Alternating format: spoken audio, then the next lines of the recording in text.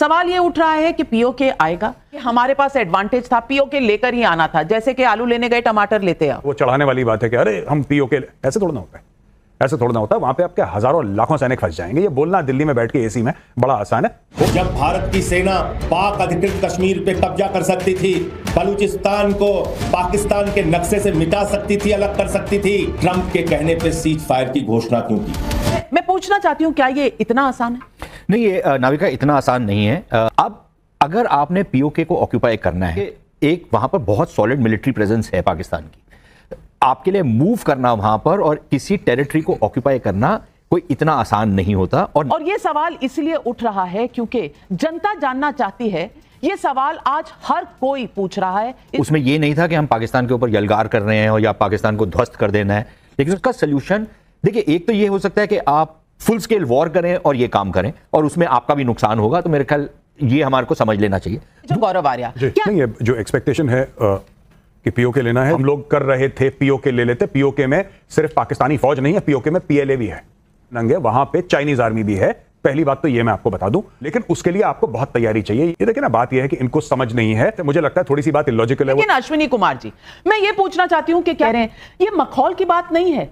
अगर इतना आसान होता तो आपकी सरकारें ले लेती पहले। ये सवाल उठा के कहीं आप जो डिफेंस फोर्सेस की अचीवमेंट है उसको कम नहीं हाँक रहे? जी, पहले तो एक डिफरेंशिएशन कर दो कि सरकार अलग है और सेना अलग है। सेना की सरकार सवाल उठाते हैं, आप बोल लो कि आप सेना की बेइज्जती कर रहे हैं। और सिर्फ सरकार से ही नहीं सवाल पूछे जा सकते, सेना से भी पूछे जाने चाहिए। बिल्कुल सेना की भी जवाबदेही है, लेकिन आप सवाल उठा सकते हैं कि सेना की तैयारी थी, कितनी और होनी चाहिए। सैनिक भी मरवाएं, अपना अर्थव्यवस्था को भी बिगाड़ें, जल्दबाजी करने की जरूरत नहीं है। हमारे पास और बहुत सारे काम है करने वाले। हाइलाइट्स में आपने देख ही लिया है, आगे चल के डिटेल में मज़ीद वीडियो आपके साथ शेयर करेंगे। पाकिस्तान से शिकस्त के बाद और पाकिस्तान आर्मी की कुव्वत देखने के बाद मेजर गौरव आर्या की अकल ठिकाने लग गई। उनका कहना है कि पाकिस्तान से आज़ाद कश्मीर लेना इतना आसान नहीं है जितना आसान नज़र आता है। अगर भारतीय फ़ौज आज़ाद कश्मीर में दाखिल हुई तो वहाँ बुरी तरह फंस जाएगी। अगर आप इस तरह की वीडियोस देखना पसंद करते हैं तो हमारे चैनल को सब्सक्राइब करें। आइए चलते हैं मुकम्मल वीडियो की जानिब। सबसे पहले मैं पूछूंगी कि ऑपरेशन सिंदूर में अब अगला क्या होने वाला है। और ये सवाल इसलिए उठ रहा है क्योंकि जनता जानना चाहती है कि ऑपरेशन सिंदूर के नेक्स्ट चैप्टर में क्या पाकिस्तान अधिकृत कश्मीर पर निर्णायक फैसले वाली घड़ी आ जाएगी। ये सवाल आज हर कोई पूछ रहा है, इस देश का हर नागरिक पूछ रहा है। जब भारत की सेना पाक अधिकृत कश्मीर पे कब्जा कर सकती थी, बलूचिस्तान को पाकिस्तान के नक्शे से मिटा सकती थी, अलग कर सकती थी, ट्रंप के कहने पे सीज फायर की घोषणा क्यों की? पाक अधिकृत कश्मीर वो भारत का अभिन्न हिस्सा है। आज भी जम्मू कश्मीर की विधानसभा में पीओके की जो विधानसभाएं जो खाली हैं वो सीटें आज भी खाली पड़ी हैं। Remains to be discussed on Kashmir is the vacation of illegally occupied Indian territory in Pakistan occupied Kashmir. अगर पाकिस्तान से बात होगी तो पाक ऑक्युपाइड कश्मीर पीओके उस पर ही होगी। सुशांत सरीन, जंग स्थगित हो चुकी है और ऑपरेशन सिंदूर अभी बाकी है, तो नेक्स्ट चैप्टर में सवाल ये उठ रहा है कि पीओके आएगा। मैं पूछना चाहती हूं कि ये प्रधानमंत्री ने भी कहा कि हमारी बात अगर पाकिस्तान से होगी तो सिर्फ बात होगी टेररिज्म पर और पीओके पर। आप समझते हैं जैसा कुछ राजनीतिक पार्टियां समझती हैं कि हमारे पास एडवांटेज था, पीओके लेकर ही आना था, जैसे कि आलू लेने गए टमाटर लेते आओ। मैं पूछना चाहती हूं, क्या ये इतना आसान है? नहीं, ये नाविका इतना आसान नहीं है। और हमको दो तीन चीज़ें हैं इसमें। एक तो जो ऑपरेशन सिंदूर था उसके जो उद्देश्य थे वो लिमिटेड थे। उसमें ये नहीं था कि हम पाकिस्तान के ऊपर यलगार कर रहे हैं और या पाकिस्तान को ध्वस्त कर देना है, लेकिन उसमें यह था कि पाकिस्तान ने एक आतंकवादी घटना को अंजाम दिया और उसकी प्रतिक्रिया यहाँ से जानी थी और प्रतिक्रिया ऐसी होनी थी कि पाकिस्तान को दंडित किया जाए, जो कि किया। और दंडित कैसे किया कि उनके 9 जो बहुत बड़े बड़े मरकज़ थे, सेंटर्स थे आतंकवाद के, उनके ऊपर आपने अटैक किया, उनको ध्वस्त किया। दूसरा क्या जो उद्देश्य था वो ये था कि अगर पाकिस्तान उस पर रिस्पॉन्ड करता है भारत के खिलाफ, तो भारत की जो प्रतिक्रिया होगी पाकिस्तान से के रिस्पॉन्स से ज़्यादा तीव्र होगी। और जो 3 दिन में जो आदान प्रदान हुआ पाकिस्तान और भारत के बीच में, वो मेरे ख्याल एस्टैब्लिश हो गया कि 10 तारीख को जिस तरीके से वहाँ पर जो कुछ हुआ, उनके एयर बेसिस को डिस्ट्रॉय किया, एयर डिफेंस सारा सिस्टम उनका डिस्ट्रॉय किया, इतना उद्देश्य था।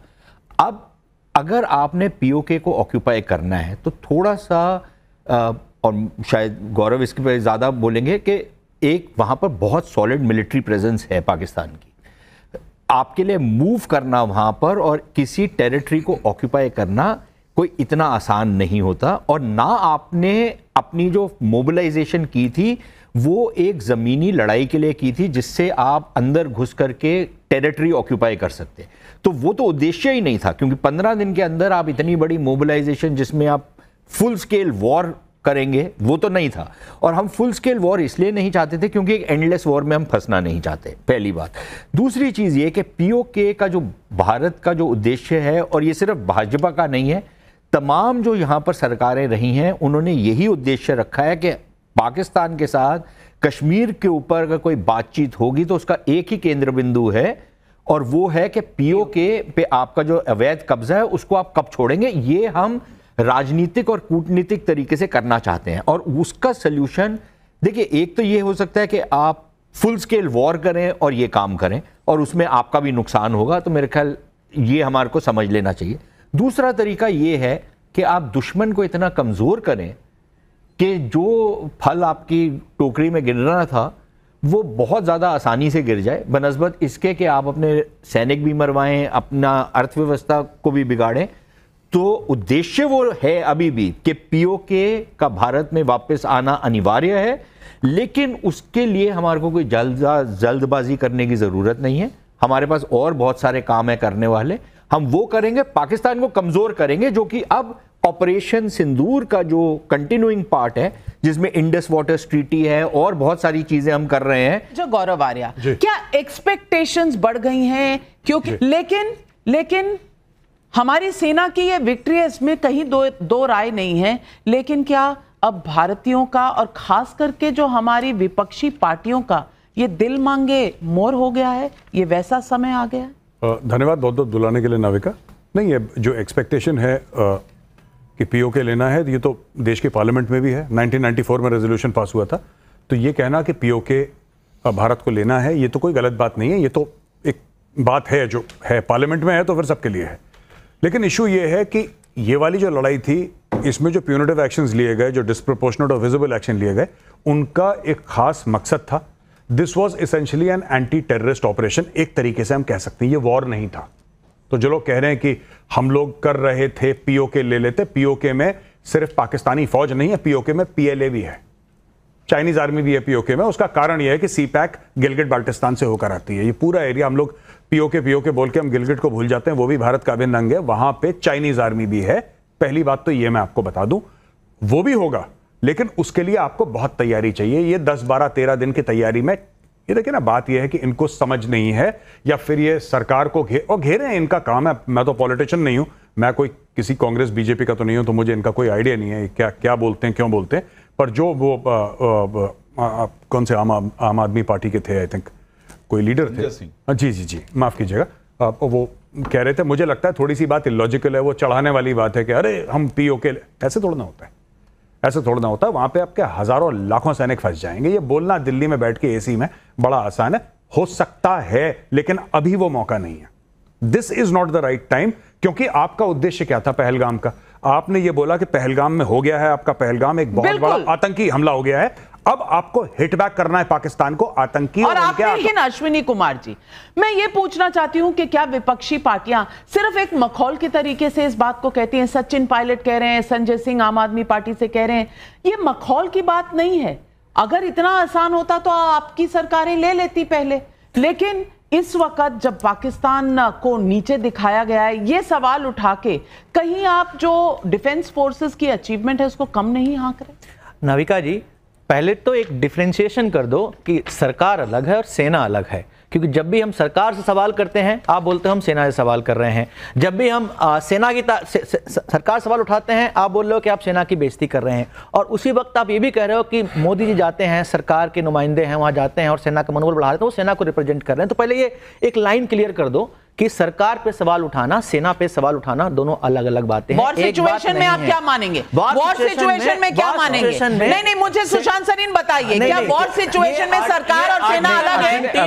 इस वक्त क्यों? तो डिक्लेयर कर दीजिए कि इमरजेंसी चल रही है, आपका आर्टिकल 19 एग्जिस्ट नहीं करता। आपने सवाल उठाया, उसका जवाब सुन लीजिए। मैं बिल्कुल मैं तो यहां तक आपसे डिसएग्री भी करता हूं। सिर्फ सरकार से ही नहीं सवाल पूछे जा सकते, सेना से भी पूछे जाने चाहिए। भारत एक डेमोक्रेसी है, डेमोक्रेसी हम पाकिस्तान नहीं है जहां पर सेना से कोई सवाल नहीं पूछता।